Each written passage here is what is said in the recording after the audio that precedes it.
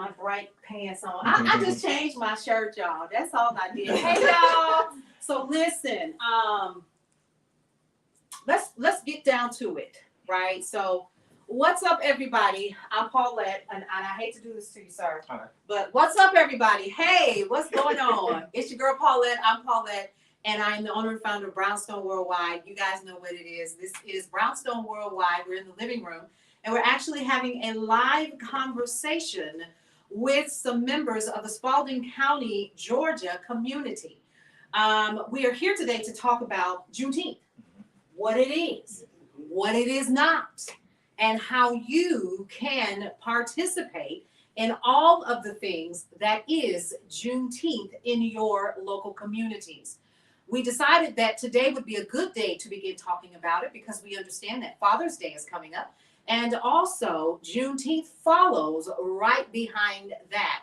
There are communities around the African diaspora that are going to be celebrating this historic moment in the US of A's history, which is the Emancipation Proclamation reaching the slaves of Galveston, Texas on June 19th, 1865, which was actually 2 years after they had been officially freed. We're going to be talking about that tonight, what that means today, and why it is so important for us, the new old heads, the new griots, to start telling the story. So tonight, who I have with me this evening, we're going to allow each one of you to introduce yourselves. You see how loud I'm talking? I need you to project just the same so that we can get the story. And we're going to start with those questions. But first, let's go ahead and introduce ourselves. Go ahead. My name is Reginald Watts. I'm the CEO and president of the Urban Outreach Association here in Griffin. Hi, good evening. I'm Linnell Charity, president of the Alpha Kappa Alpha Sorority Incorporated XI Beta Omega chapter here in Griffin. Okay. Hey y'all, hey, I'm Deborah Fagan. I'm here as a member of Alpha Kappa Alpha Sorority Incorporated, the Xi Beta Omega chapter. Hello, my name is Satania Payne. I'm a power diva for XL Central Georgia here in Georgia. All right. So once again, thank you so much, y'all. We have like a live studio audience over here on the other side too. Y'all go ahead and give it up for them. Yes. So listen, what we're here today to do is to provide valid information, not for any other reason except it's time, Yes. right? Mm-hmm. And so let's talk about Juneteenth and how it started. Why do we celebrate it? So let's start at the beginning for those people who do not know. What is Juneteenth? Should we ask our history teacher in the building? Let's do that. I think we should. My day job, I am a social studies teacher at a school in Clayton County Public Schools. So Juneteenth is the celebration of pretty much the last vestiges of slavery, being informed that slavery was indeed over. The story, the myth, the legend is that some people pretty much rode into Texas and they saw Black people working in the fields, and they were like, hey, what's going on? And they're like, pretty much we're tending to master's plantation. And the person was like, you do know you're free, right? That's a paraphrasing of what happened. And then that's when the Black people, the African Americans realized, like, oh my gosh, like it's over for us. Yeah. But everyone else knew that it had been over for what, like you said, 2 years. Yeah. Yeah. And so, the celebration comes in because we had pretty much been enslaved for about 400 years in this country, give or take. And for it to finally be over and for Black Americans to be able to enjoy the fruits of their labor, be an active part of American society, even though unfortunately we lived for 100 years under Jim Crow, but still, it was a different reality for us. Yes. That's what needs to be celebrated. It's a different reality.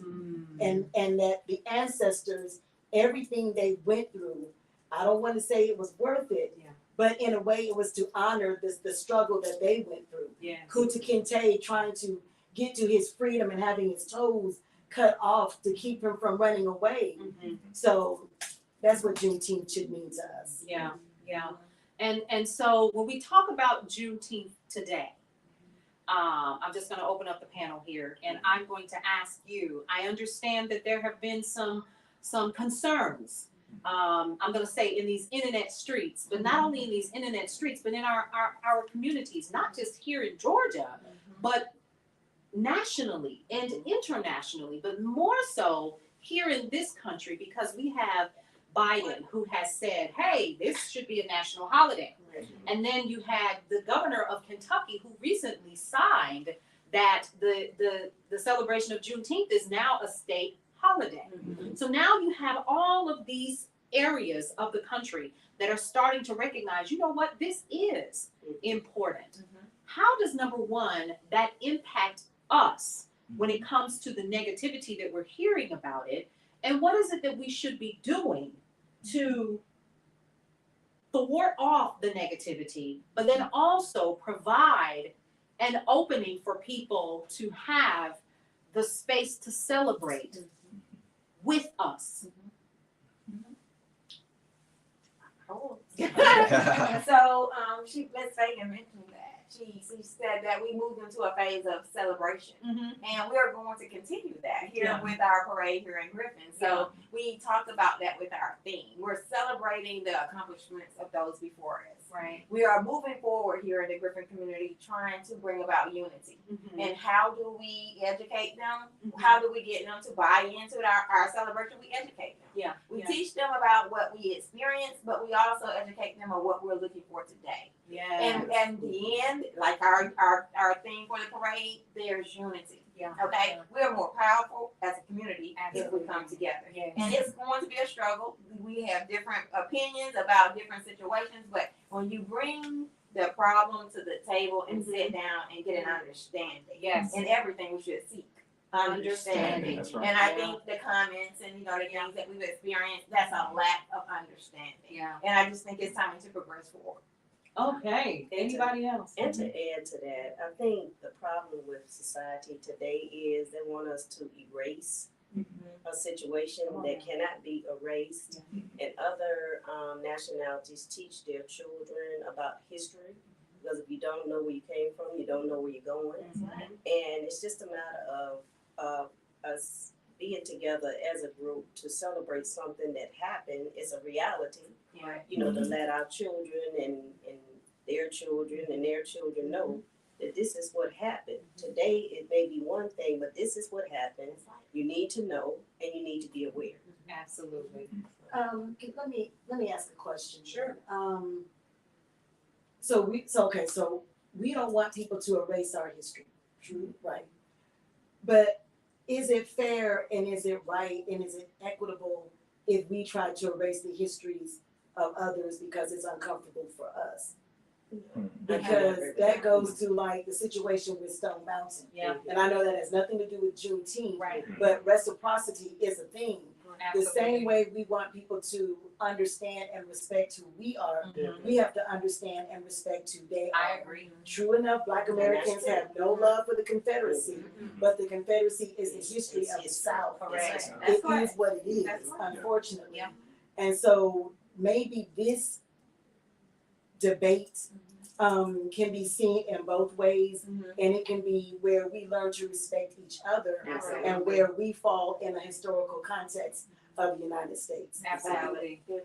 Good point. Excellent point. I for one, I'm gonna just put this out here. I don't know how I feel about the taking down of the statues. That does not take down nor erase what happened. Right. It is their history, just like Juneteenth is our history. And I think that, like you said, there should be an even playing out of, understanding why they fought as hard as they did. I'm not going to say that I condone, because I never will condone slavery or understand the premise behind it, which is really and ultimately the free labor on the backs of my ancestors and your ancestors. I'm never going to understand that. But when it comes to understanding why they call themselves rebels, why they still hold the Confederate flag, that is absolutely something I want to learn more about. And I think we each should sit at a table and gain clarity, so that we can understand that ultimately at the end of the day, it really was about their freedom when it came down to the fight, and it came down to our freedom. And so when we're talking about freedom, let's dig here, shall we? When we talk about the freedom of so many enslaved Africans, and not just enslaved Africans, let's be clear, okay? But 80-90% of it was us. Let's just put that out on the table. When we're talking about the freedoms of so many people, how is it that we as a people, like I just said, we the old heads now, how are we missing the mark of educating our young people about what Juneteenth is? I'm going to give you an example. I am from Milwaukee, Wisconsin. We have been celebrating in the state of Wisconsin for 53 years, Juneteenth. This will make the 53rd year. That's a long time. I have been breathing Juneteenth since I could breathe air from my mother's womb, right? Since the early 70s. 1970. Right. Yeah. Oh, wow. Yeah, yeah. So this year they have Brigadier General Johnny Davis, who is their Grand Marshal. He is going to lead their parade there. And it is one of the longest running as well. And so I witnessed the history. My parents sat down with me and told the story.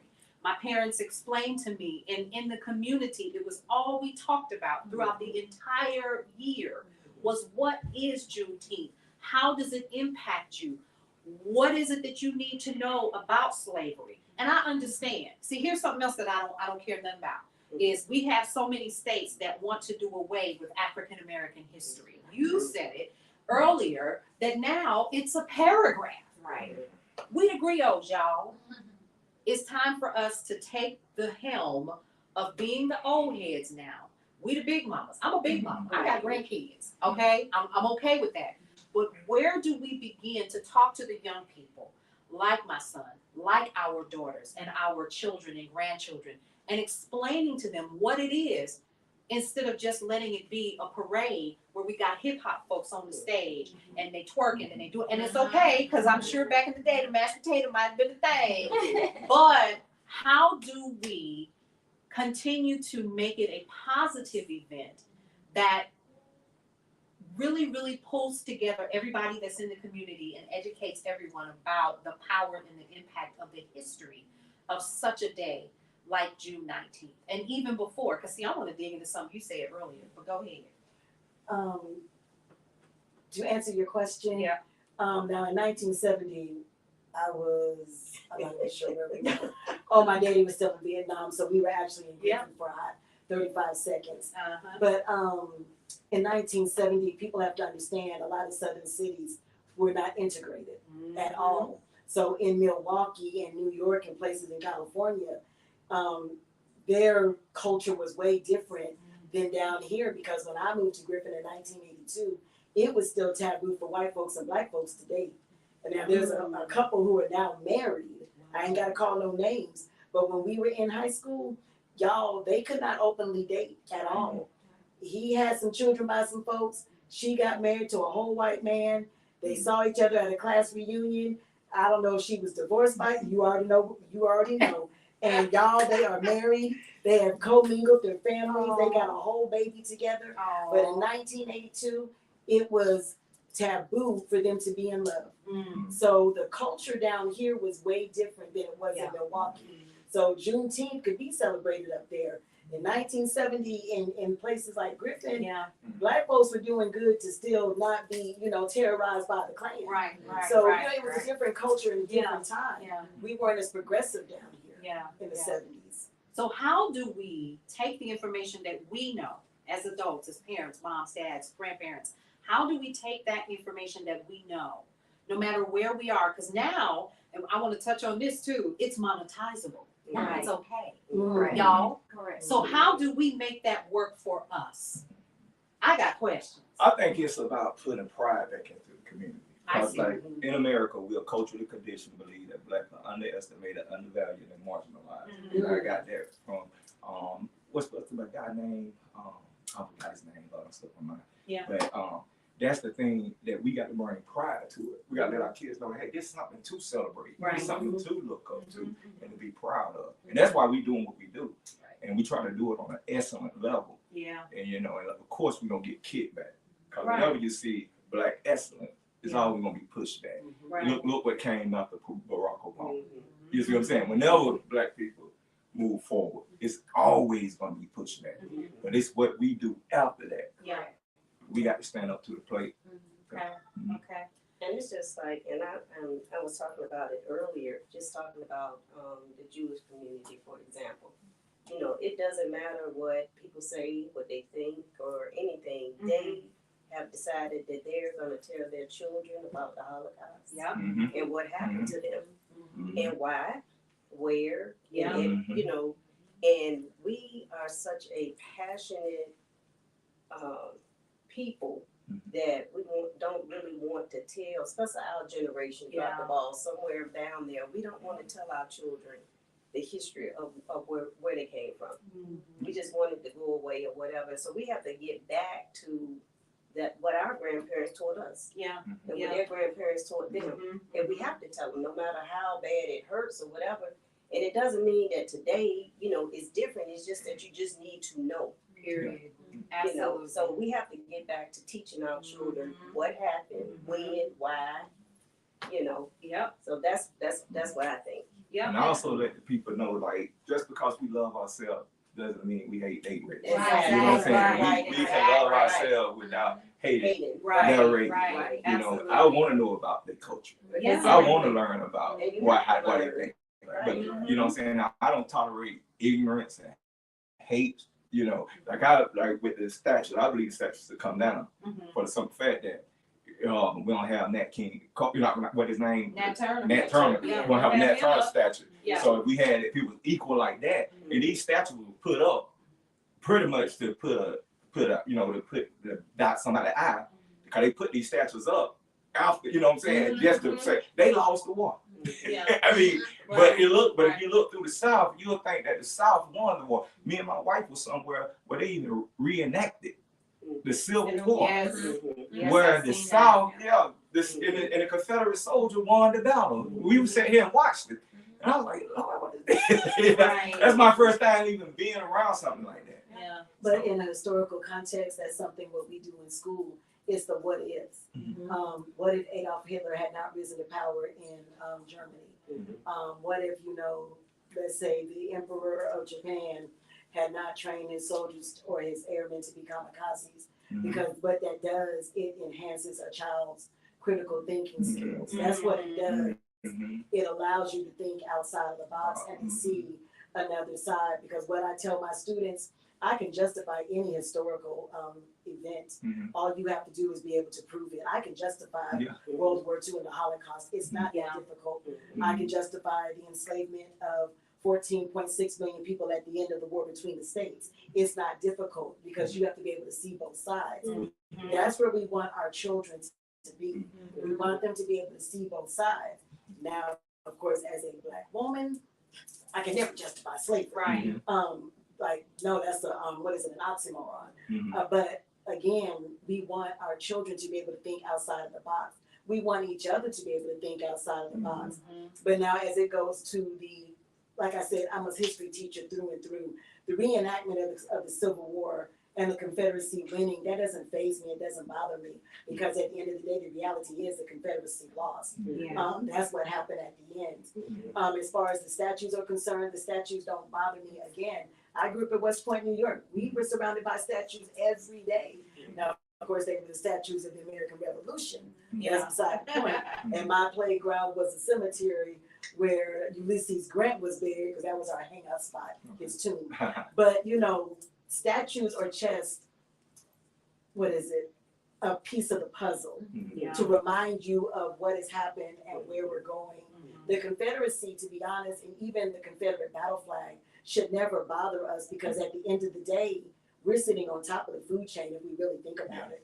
We really are. This country could not exist without us, because it was built on the blood and the backs of the enslaved of the ancestors. So, but we have to learn how to look beyond our own hurt and look at the bigger picture. And we're not equipped as a culture of people to do that, because we've been conditioned because of and by enslavement to be passive.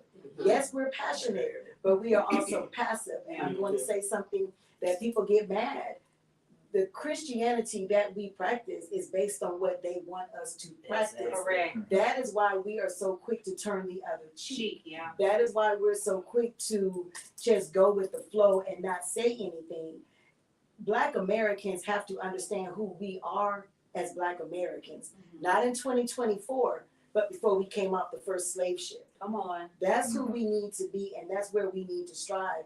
That's what we need to teach our children. Yeah. We have to teach them the beginning so they can understand the Juneteenth celebration on June 15th, 2024, in what I love to call Mayberry. Like we gotta go back and teach them the very beginning, Yeah. but we have to teach it and be honest about it. Yeah. And so I'm gonna say one more thing, then I'm gonna be quiet. But that also means we have to embrace everything that was the ancestors. That means the practicing of roots. That means the practicing of voodoo. That means understanding spirituality. We have to embrace everything that we were in order to understand who we are now, so that we know how to move and navigate in these racially discriminatory streets. Come on. And then I'm done. Come on. I feel like there was an applause somewhere. Yeah, you did that. And so I'm curious. There's so many questions that come up with this. And so one of the things I think that we still want to make sure that we're doing when we're talking about the parade, when we're talking about the celebration that's coming up. I know that you're a part of it, Satanya, the AKAs, you guys are a part of it, and then also the U of A is a part of it as well. Let's talk about the celebration that's coming up here in Griffin, Georgia, Spalding County, and what that means for this community. I'm excited. Okay, well, we're having a parade from 10 to 11. And we On got what day? June 15th, 10 o'clock, downtown Griffin. And not only this organization, all these organizations are part of it, but in Spalding County, Awesome. City of Griffin. Love it. And so we got the community listening to us, Yeah. you know. And so they listening to us. Yeah. And so and so after that we're gonna do a program. Everybody gonna meet over at Fairmount Park, and we always make it at Fairmount Park because we want it in the Black community. We're gonna do a program from 11 to 12. It's gonna be so much talent. I mean, just Black excellence. I heard that a 4-year-old gonna do a prayer, and I mean, so it's gonna be awesome, and it's just gonna be a display of Black excellence. And you know, and I encourage, you know, all the white people that I know to come out and see it, to experience it. We want them to be a part of it. Yeah. You know, like I said earlier, just because we love our race don't mean we hate theirs. Right. Exactly. Right. And I'll go to the Doc Holiday. Yeah. Me too. And then, you know, there's freedom, there's emancipation, Yes. and then there's the Jubilee. Yes. So we have the parade. We're Zeus freedom. We're gonna celebrate the freedom, and we're emancipated now. So we're gonna act that way. Yeah. We're unifying with people who don't look like that. Yeah. And I thank them for that. I want to make sure that we say that over and over. We had no problems getting them to come into the parade. But then there's the Jubilee, the celebration, and we can enjoy ourselves and celebrate each other in each other's presence always, and have a good time. And that's what the trail ride. Who heard of Black people trail ride? I know, right? We're embracing a different culture.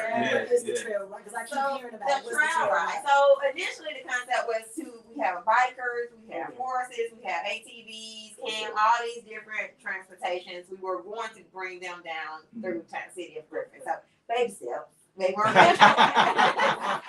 the idea of the parade, okay, yes, let's do that. Let's partner, do the parade. We're gonna give the history at Fairmont, and then we're gonna go to Aerodrome, Lake Pavilion. Okay. So we have bikers coming in. We're going to camp out overnight. Camp Okay. out. Camp out overnight. We're gonna have several vendors, all different types of food, and we're going to do some line dancing. Where did that come from? History teacher. Yes. So all right, so we're dancing, right? We're embracing where we've been, where we are now. We're just gonna celebrate the accomplishment we have achieved, but not forgetting where we come from. We still have work to do, and that's what I tell you. Mentioned that we have to tell our kids, our children, this is what pride looks like. This is what struggle and sacrifice looks like. And they did it their way. It's time for you to pick up the torch. You have to get busy yourself. You know, we are considered seasoned. I can't say that word yet. Well, technically, I'm one of of the elders now. Yeah. You know, we are, in we some are. families, we're the oldest in our families. We're the Yes, elders. we are. I am the oldest. Right. I am the oldest. I'll embrace it. Right. Mm-hmm. So, but it's our children. Yes. It's our children who have to recognize that you cannot just say the man won't let me do this. Go get it. Go get it. Go get it. Stop Right. making excuses. Yes. If you want it, go get it. And it may take you to knock down some barriers, but you got to be here for it. That's you know, right. that's just right. that's my perspective, and I teach my children that don't give me excuses. What have you done? And if you fail, look for help. That's right. Don't be too proud to ask. That's Yes. right. That's right. So I love it. that's what this Starting celebration is about. We're coming together. It's a jubilee of excitement and just coming together as people. I And love just to that. piggyback a little bit on that too, and to join the organizations, you want children to be able to see all colors, race, Right. groups, organizations, because you know sometimes people look at an organization and they may, oh, they do so and so so, but if you get out there and they see that we can pull together, and Right, do absolutely things, right. That was one of our reasons for trying to We collaborate. do more than Yeah. scroll and Yeah. click. Yeah. See, Right. come on. Right.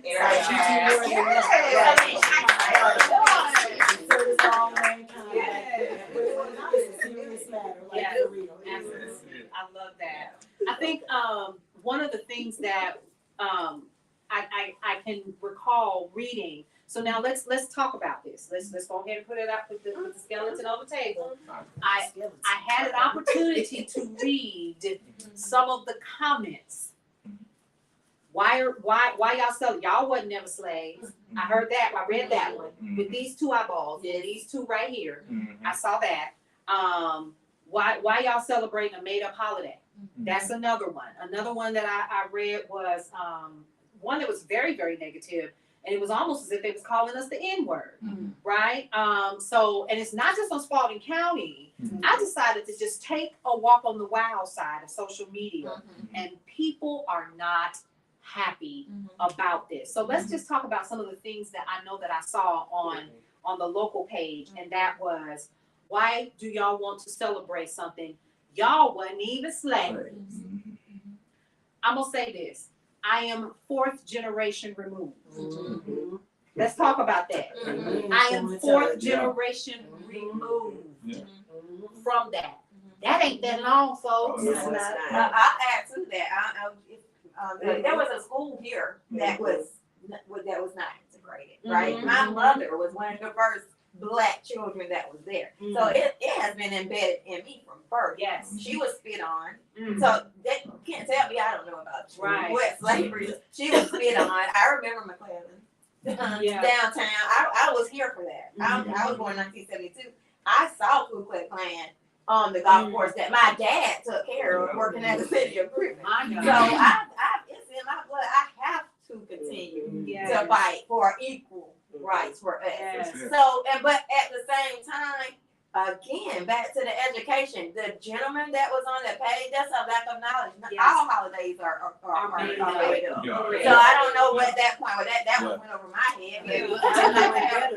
Because as quiet as it's kept, Christmas is a pagan It's a holiday. pagan It holiday. has nothing to do with Lack the of birth of knowledge. Christ. Lack You of don't knowledge. keep it 100 because Jesus was not born in December. Ooh. Let's keep it So, real but you now. know, it's there again.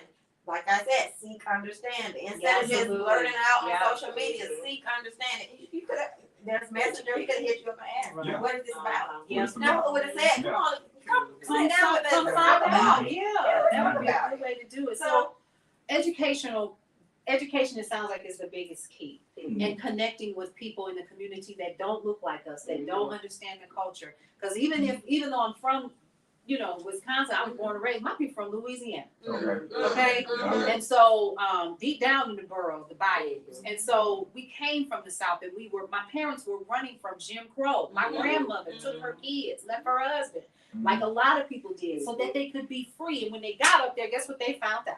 It wasn't They much were better. not. Okay. And so we still feel it.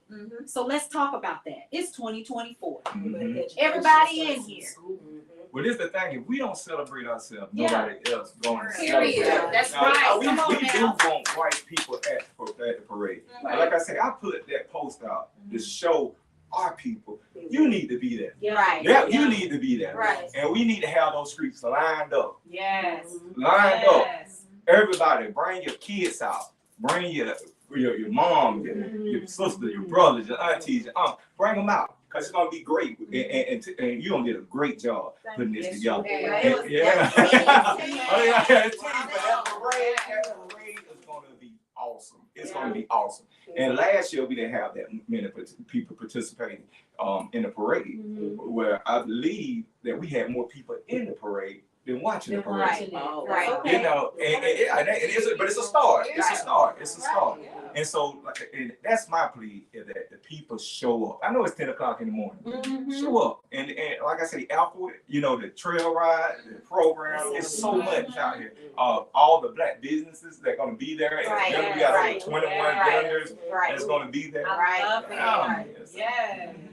Well, you know, I have to say, you know, when I went to register for that time, the trail ride, it was someone that didn't look like us that said, you know, I think that's great. Why don't you partner with them to do that? Yeah. So, you know, and she doesn't look like that. So they're thinking about unity. Yeah. You know, she may not have said it publicly, but she said it to me. Absolutely. And so that's why I said cover responsibility. When the seed is planted, someone has to water it, and someone has to make sure it grows. And she did. She spoke out about it, and I think it was a great idea. I know it's going to be great. Yes. It's going to be great. It's a collaboration Yes. with all of us, Yes. you know, different walks of life, different perspective on life, but the unity has to happen.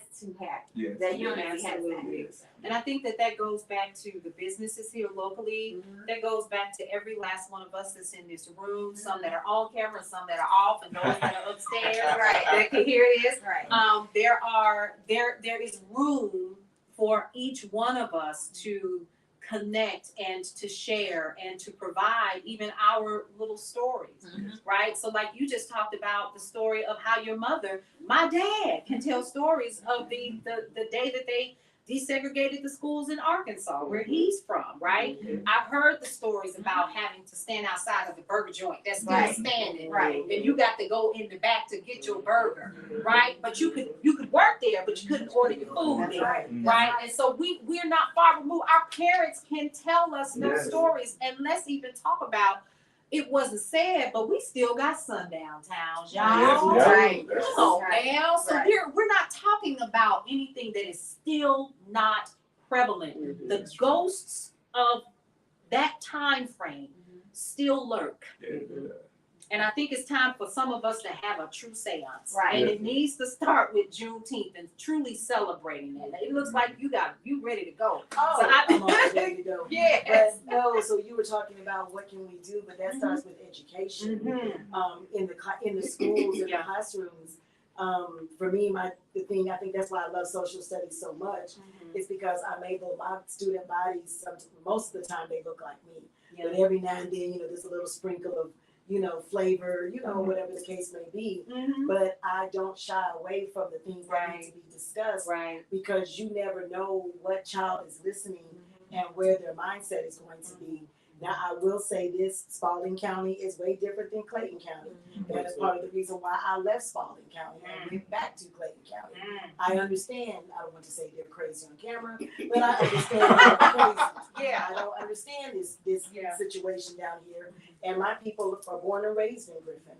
But you have to educate the children, because at the end of the day, I'm old according to my students. I voted. I voted several times in several elections.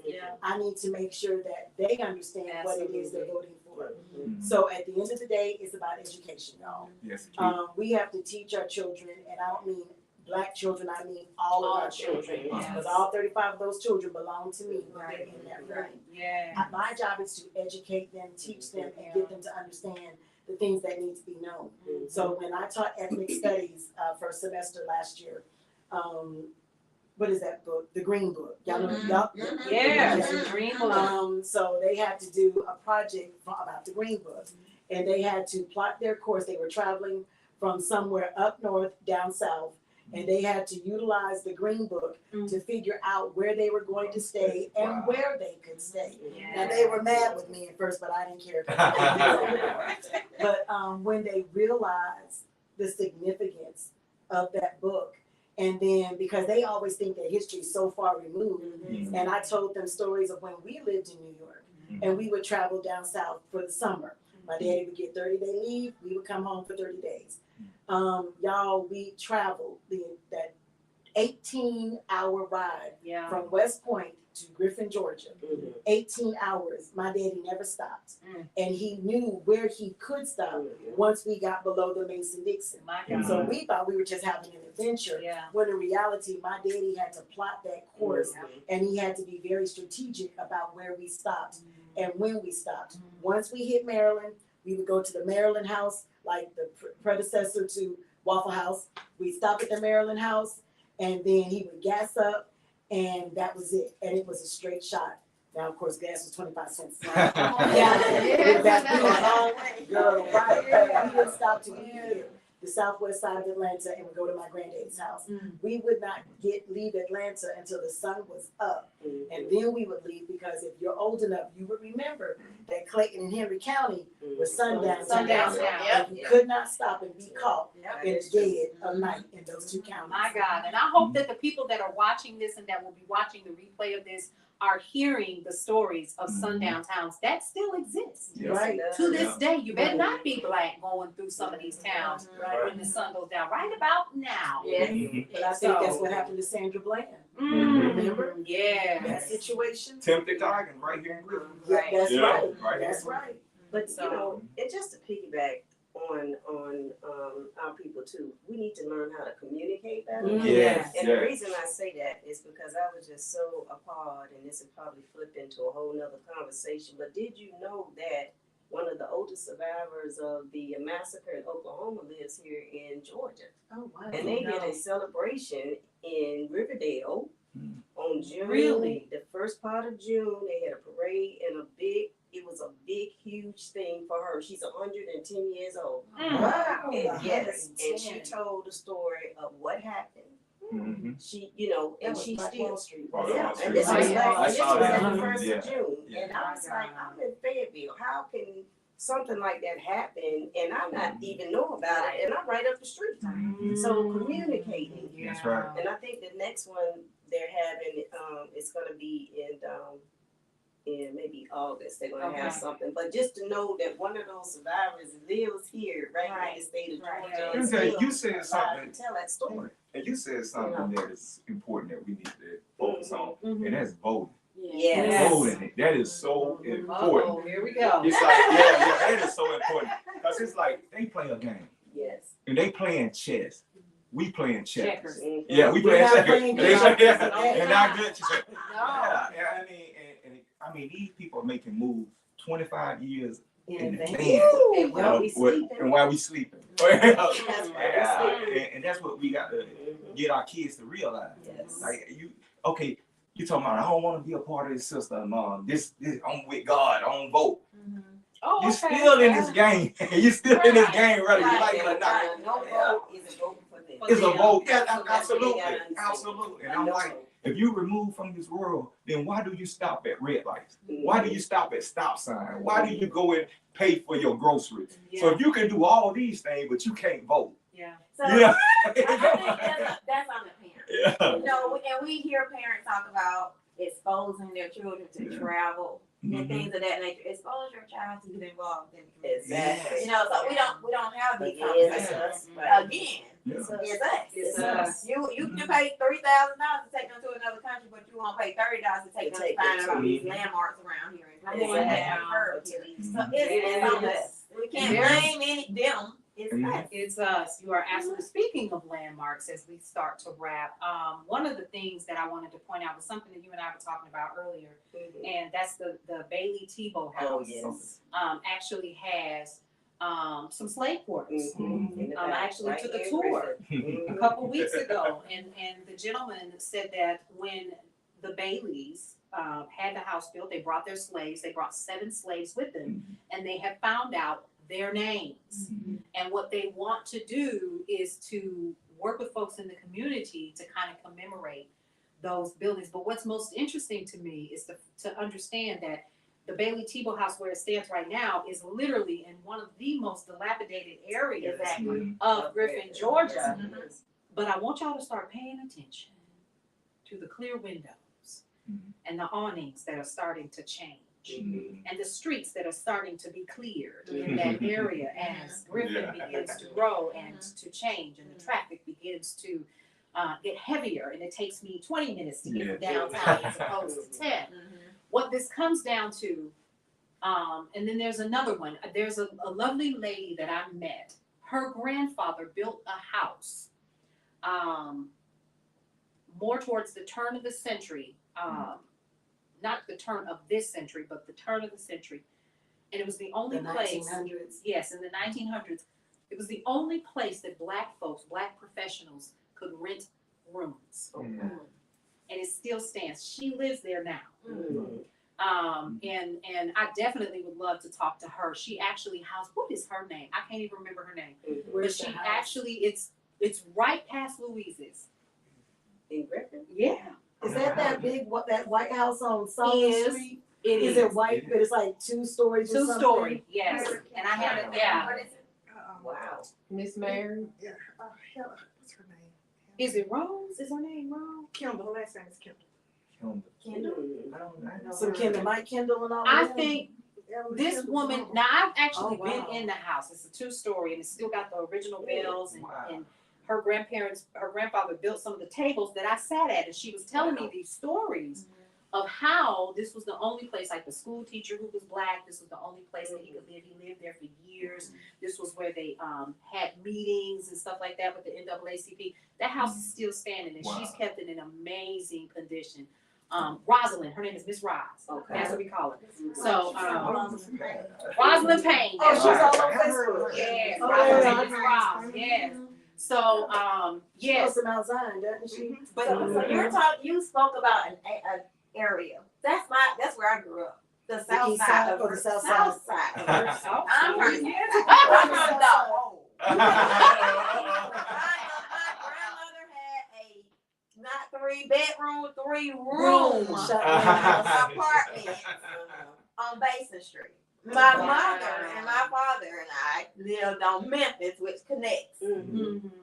No street going through to the pool, but we went to the pool that my dad took care of on the south side of Griffin. So the Bailey Tebow building, I walk past it every day. Every And day. to know Right. that there are those 2 buildings still there. There needs to be, now that's something we can, honestly, we should get with the Historical Society on that, because there needs to be some homage paid. Yes. For that, but I know we have to start wrapping, because now we having some side conversations Right. that's so good, and we need to continue some of these off camera, okay? But any final words? Because first of all, thank you all for coming and hanging out here at Brownstone Worldwide. This is where we shoot. You definitely know that we've shot here before. We do a lot of recordings here.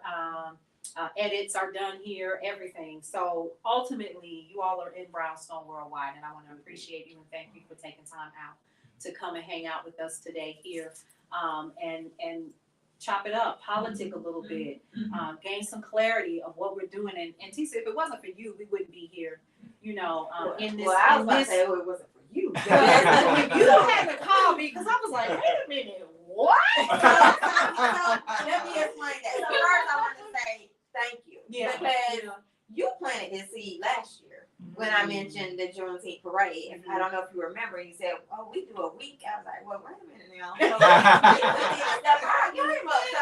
I need to thank you, because you planted that seed and be that we're not meeting the mark, right? So we need to do a little bit better. But I thank you for that, and you've always been supportive since you've been here.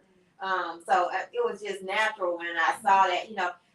We have to pick and choose the time to respond to certain things and the method, and if you're the right person. And so God showed me immediately it wasn't for me or you to respond to that. And I knew who to contact, who would do it and do it appropriately and convey on the same level that we would, but it just wasn't our time to do that. So thank you for that, because Absolutely. So she didn't. That's what we're here for. Again, I am all about, if we don't tell it, Somebody is gonna tell it for us and they're gonna get it wrong. That's right.